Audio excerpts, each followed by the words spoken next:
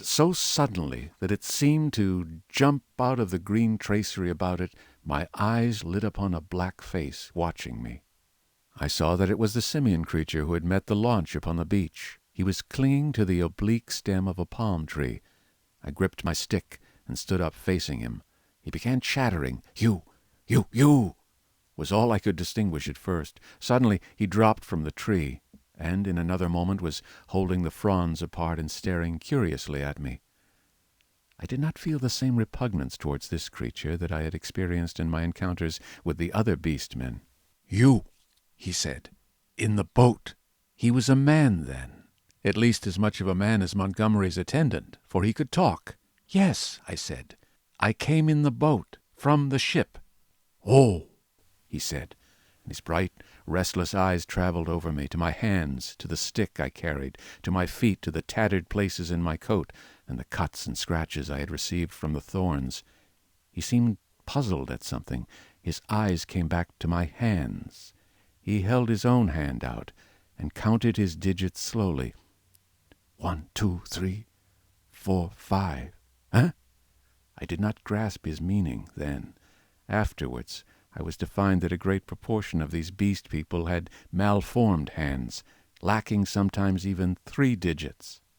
But guessing that this was in some way a greeting, I did the same thing by way of reply. He grinned with immense satisfaction. Then his quick roving glance went round again. He made a swift movement and vanished. The fern fronds he had stood between came swishing together. I pushed out of the brake after him, and was astonished to find him swinging cheerfully by one lank arm from a rope of creepers that looped down from the foliage overhead. His back was to me. "Hello!" said I. He came down with a twisting jump and stood facing me. "I say," said I, "where can I get something to eat?" "Eat," he said. "Eat man's food now." And his eyes went back to the swing of ropes. "At the huts." "But where are the huts?" "Oh!" "I'm new, you know." At that he swung round and set off at a quick walk. All his motions were curiously rapid. "Come along," said he. I went with him to see the adventure out.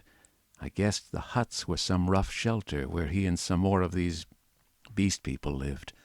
I might perhaps find them friendly, find some handle in their minds to take hold of. I did not know yet how far they had forgotten the human heritage I ascribed them. My ape-like companion trotted along by my side, with his hands hanging down and his jaw thrust forward. I wondered what memory he might have in him. "How long have you been on this island?" said I. "How long?"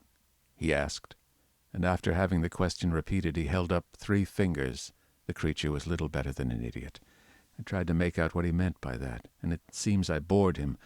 After another question or two, he suddenly left my side and sprang at some fruit that hung from a tree. He pulled down a handful of prickly husks and went on eating the contents. I noted this with satisfaction, for here at least was a hint for feeding. I tried him with some other questions, but his chattering, prompt responses were, as often as not, quite at cross purposes with my question. Some few were appropriate, others quite parrot-like. I was so intent upon these peculiarities that I scarcely noticed the path we followed. Presently we came to trees, all charred and brown, and so to a bare place covered with a yellow-white incrustation, across which a drifting smoke, pungent in whiffs to nose and eyes, went drifting. On our right, over a shoulder of bare rock, I saw the level blue of the sea. The path coiled down abruptly into a narrow ravine between 2 tumbled and knotty masses of blackish scoria. Into this we plunged. It was extremely dark, this passage, after the blinding sunlight reflected from the sulphurous ground. Its walls grew steep and approached one another. Blotches of green and crimson drifted across my eyes. My conductor stopped suddenly. "Home," said he, and I stood on a floor of a chasm that was at first absolutely dark to me.